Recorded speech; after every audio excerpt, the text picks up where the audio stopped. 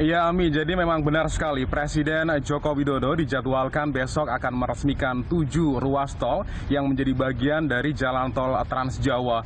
Dari 7 ruas tol itu, 3 diantaranya masuk wilayah Jawa Tengah, yaitu mulai Pemalang hingga Batang sepanjang 33 km.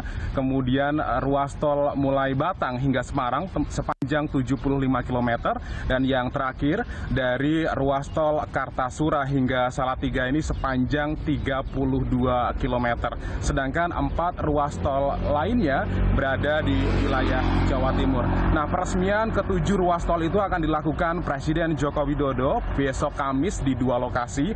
Pagi hari akan dilakukan peresmian di interchange Nganjuk yang masuk wilayah Jawa Timur, dan pada sore harinya akan dilakukan peresmian di jembatan Kalikuto yang masuk untuk wilayah jalan tol Batang Semarang. Nah, tadi kami juga sempat diajak untuk mengelilingi atau melintasi jalan tol Batang Semarang bersama Jasa Marga Batang Semarang, dan kemudian di pintu tol Kali Kangkung yang masuk wilayah Ngalian Kota Semarang. Di pintu tol Kali Kangkung itu masih terdapat sejumlah pekerja yang melakukan pengecekan akhir sebelum jalan tol ini dioperasionalkan dan dibuka dan untuk dilewati kendaraan umum. Tadi juga ada sejumlah pekerja yang membersihkan areal bekas pekerjaan supaya kemudian besok setelah diresmikan dan dioperasionalkan tidak ada gangguan bagi pengendara yang melintas mulai Merak hingga Surabaya di Jawa Timur. Tadi kami juga menemui Direktur Utama Jasa Marga Batang Semarang yang mengatakan bahwa sepanjang dioperasionalkan pada saat libur Natal dan juga Tahun Baru hingga awal Januari nanti tidak dikenai tarif bagi pengendara yang melintas. Hanya saja di pintu tol Kali Kangkung nanti akan digunakan untuk pembayaran bagi pengendara yang masuk di jalan tol mulai Palimanan hingga Gandulan yang sudah beroperasi terlebih dahulu. Jadi bagi pengendara yang ingin keluar untuk wilayah Kendal, ini bisa keluar di Peleri kemudian melintas di jalan raya, karena kalau masuk di Batang Semarang nanti akan dikeluarkan kembali di Kali Kangkung.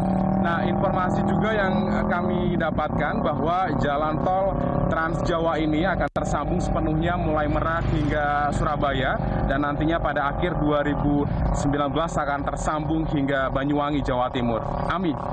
Ya, Rahman, lalu bagaimana sebenarnya efek ekonomi yang diharapkan dari adanya atau dioperasionalkannya tol Trans Jawa ini?